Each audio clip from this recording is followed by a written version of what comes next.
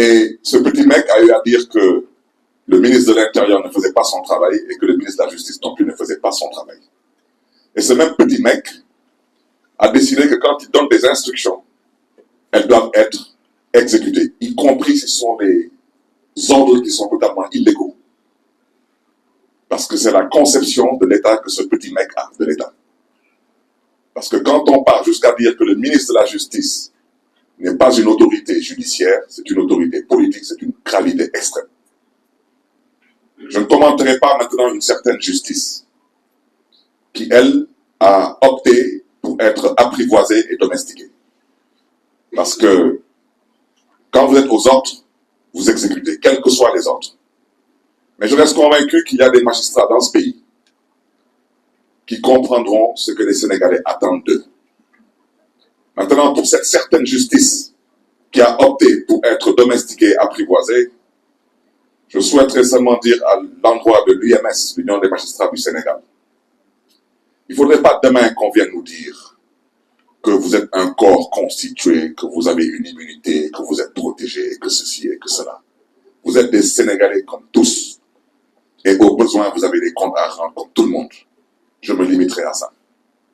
Parce qu'on ne peut pas accepter que depuis que le Sénégal est le Sénégal souffre plus ou moins de la même maladie. C'est la justice. Une justice qui refuse de dire le droit au nom du peuple sénégalais. Une justice qui refuse de s'assumer. Pour la dernière alternance, il y a eu plus de 80 morts. En partie à cause de cette justice. Qui a été à l'origine de quasiment toutes les situations qui ont conduit à certaines émeutes assez particulières, pour ne pas dire meurtrières. Une justice qui refuse de dire le droit. Je voudrais dire à l'endroit des familles de ces otages que nous leur présentons vraiment toute notre compassion et que nous sommes avec eux dans ces moments. Aujourd'hui, ils ont libéré une 50aine de personnes. Il reste un peu moins d'une 30aine de personnes actuellement en prison. D'ici le mois de février, il en restera à peu près moins d'une demi-douzaine. Mais même s'il reste une seule personne en prison, c'est totalement anormal. On me parle d'une vidéo que je n'ai jamais vue. Parce que les connaissances, s'il y avait une vidéo, elle aurait circulé sur les réseaux sociaux. Une vidéo que personne n'a vue. Il n'y a eu aucune violence qui mérite tout cela à Saint-Louis. Aucune. À part la volonté du petit mec de dire qu'il ne se couche pas dans un lit tant qu'on n'arrête pas Barthélémy Dias. Une fois de plus, je m'en tamponne triplement de ton énervement. Parce que je te dis que tu me verras et tu m'entendras. Ce n'est qu'une question de temps.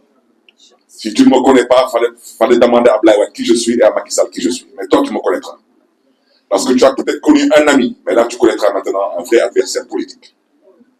Parce que ce pays-là, on le laissera entre les mains de personne pour le détruire. Nous ne sommes pas des poltrons. Nous nous sommes toujours battus dans ce pays pour les avancées démocratiques. Et ce qu'on a envie de faire dans ce pays aujourd'hui, nous ne l'accepterons pas. Je terminerai par le troisième point, c'est le braquage de la ville de Dakar. Tout ce que j'ai à dire concernant le braquage,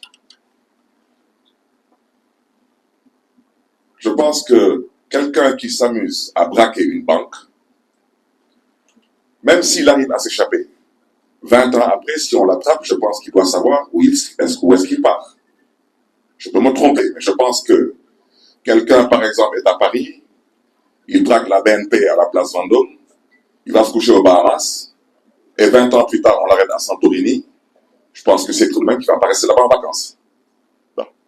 À l'endroit de ceux qui ont braqué la mairie de Dakar, je souhaiterais leur dire que quand on est braqueur, on est braqueur. De banque ou d'institution, on est braqueur. Eux, comme tous les complices qui ont participé à ce braquage, je souhaiterais seulement leur rappeler qu'on parle d'un braquage. Prendre une institution, l'encercler par des forces de l'ordre, et dire que l'élu n'a pas le droit de rentrer dans cette institution, c'est un braquage. Eh bien, peut-être pour ceux qui ne comprennent pas trop ce que j'explique, imaginez un scénario dans lequel on encercle la présidence de la République du Sénégal, on y met des policiers, des militaires, armés, et on dit que l'actuel président du Sénégal ne rentrera pas au palais J'espère seulement que vous allez réussir votre coup, parce que si vous ne le réussissez pas, on l'appelle dans un autre jargon un coup d'État. Et quand on vous attrape pour un coup d'État, vous savez exactement le sort qui vous est réservé. C'est ce que je voulais dire. J'ai été un peu long, et avec votre permission, vous me permettrez de synthétiser tout cela en Wolof, je serai beaucoup plus bref. Mbokk yi, tôlerie et peinture. Voici où on en est. C'est pourquoi je remets une couche. Et je n'en ai pas encore terminé avec eux. Parce que j'irai à l'étranger pour communiquer. Je communiquerai à l'étranger en anglais, je communiquerai à l'étranger en français. Il faut que le monde comprenne définitivement que la médiocrité ne peut pas être nègre et l'excellence être hellène. Quand ce sont les Blancs qui organisent les Jeux Olympiques, il n'y a pas de scandale, tout se passe normalement. Et les gens ont le droit de parler d'héritage, de discuter dans les conditions les plus adéquates et les plus acceptables. Mais dès que c'est en Afrique chez les Noirs, on considère que nous n'avons pas le droit de rêver. Au nom de quoi les Blancs ont le droit de rêver et nous les Noirs n'avons pas le droit de rêver? Il faudrait que quelqu'un me dise pourquoi Dakar a candidaté pour organiser les Jeux Olympiques de la jeunesse. Ce n'est pas pour des réflexions et des réhabilitations. Je terminerai en mettant l'accent sur aujourd'hui les ligues et les fédérations. Aujourd'hui, je prends à témoin toutes les ligues et les fédérations qui ne se sont pas aplaties, pour ne pas dire qui n'ont pas encore été apprivoisées ou domestiquées.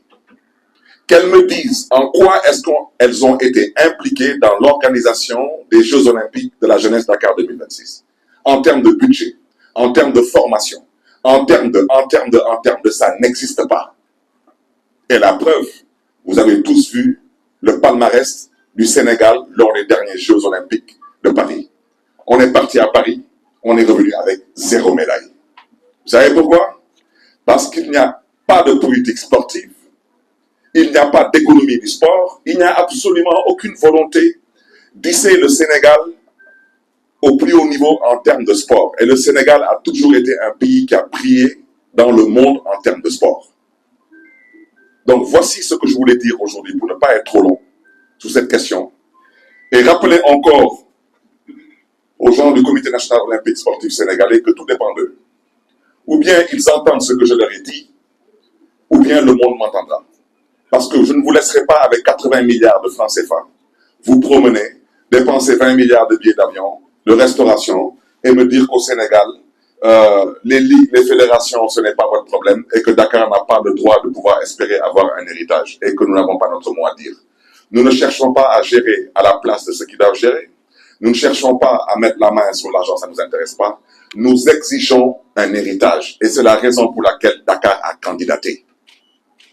Quand un maire signe à partir de la prison, c'est qu'on lui a vendu un héritage. Et cet héritage-là, il ne serait question de le remettre en cause parce qu'il y a une brochette de copains et de coquins qui ont décidé que, soi-disant, la ville de Dakar n'a pas la prétention de pouvoir espérer avoir un héritage. Et ça, ce n'est pas politique. Avant d'être maire de Dakar, je suis citoyen de Dakar. Et jusqu'à l'heure où je parle, je suis encore le maire de Dakar parce que je n'ai pas encore vu mon remplaçant. Et je ne souhaiterais pas polémiquer pour plusieurs raisons. Je ne souhaiterais surtout pas polémiquer avec certaines personnes. Je le répète pour plusieurs raisons, surtout par rapport à la mémoire de feu Ousmane Tanor Dieng. Mais si les personnes me poussent à bout, je me battrai pour leur faire comprendre qu'ils ne m'impressionnent pas. Parce que moi, ma responsabilité, je la connais.